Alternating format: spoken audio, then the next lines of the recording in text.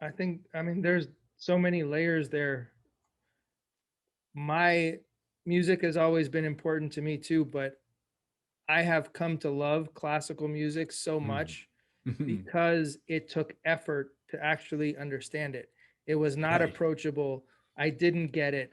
You know, I'd start out by just listening to the same piece in the background five, six, seven, 10 times, and Mhm. then I would go listen to it seriously, and it was an exploration.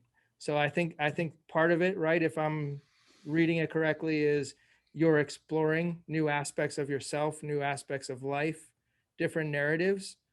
But Right I on. think that right, there's also the sense of,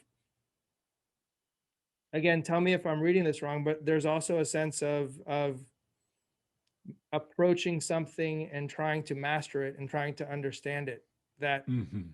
maybe was alien to you before, and now you're diving into it to understand something else about yourself or the world around you. Right on. That's yeah. That's a great way of putting it, Gustavo. I feel total kinship with that statement. I mean, I guess the only word I'd change would be master it. You know, I do love making the unfamiliar familiar. You can almost feel like, I bet you've had this feeling with classical music. It as you notice with each listening, you notice more and more. Even though it was always there, you notice a little bit more, and then it becomes familiar. And then when you hear it, you can kind of finish the stanza, you can finish the song yourself. And I do love that process of taking this foreign thing outside of myself and beginning to relate to it, and then pulling it inside myself so that it becomes familiar. Then that artwork sets up in me as in my memory bank somewhere as part of my own makeup. So it's a way for me to stretch and pull and understand things. And even if I don't understand it cognitively, it's almost, I guess, almost like make it my own, have my own experience with that. I guess it's a little different from mastering per se, True. in my idea. So I'm just You word, know, I'm picking on you a little bit, but otherwise that mastering, statement, yeah, yeah. mastering is probably out of place there, but yeah, no, but the thought just struck me, right, that there's an analogy there with disability and those narratives and like the awkwardness that people face when they first encounter it. There, I think there's some interesting parallels there if we can think of approaching people with disabilities the way we approach learning a new art form or learning something that we're unfamiliar with. I think there's some interesting lessons to tease out of there. Totally. Amen. I think you're right on about that. Lots to say about that. Yep. Please do. What do Well, okay, you? okay.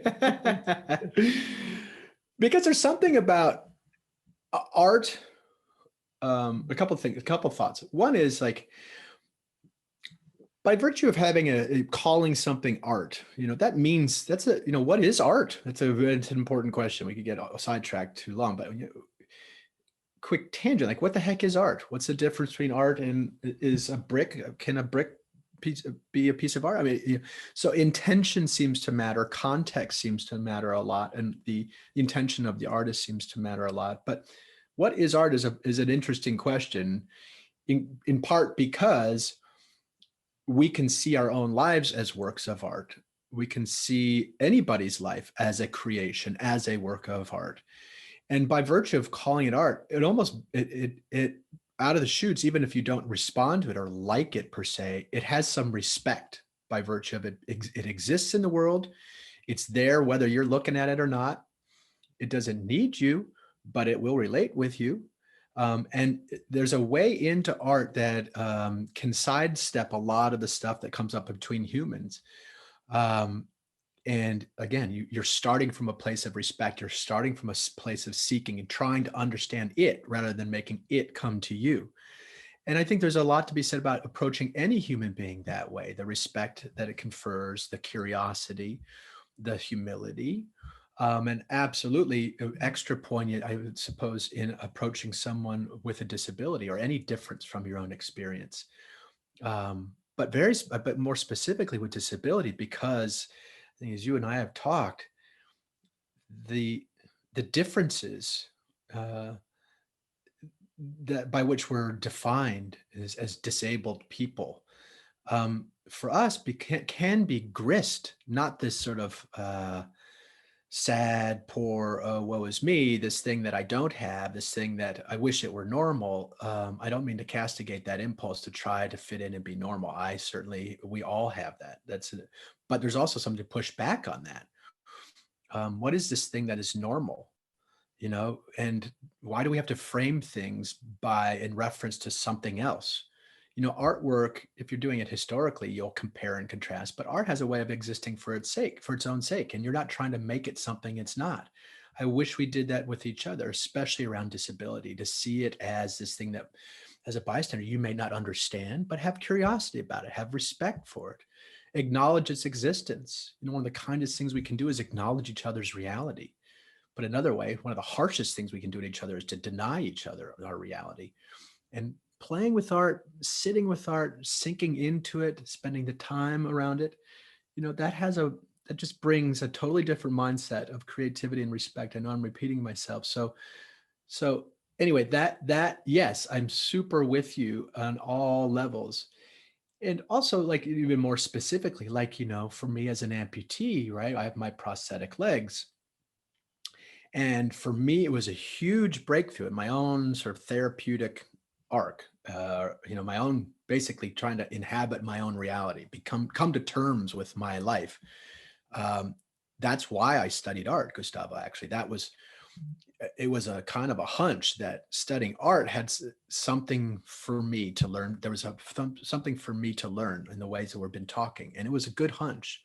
So when I started looking at my prosthetic leg as a creation unto itself, as its own thing, not a cheap replacement for this thing that I had lost, but rather its own thing, I could start seeing it all of a sudden as something that was beautiful, and something I could be curious about, something I could play with. That was a huge breakthrough for me just personally. It shifted how I saw myself.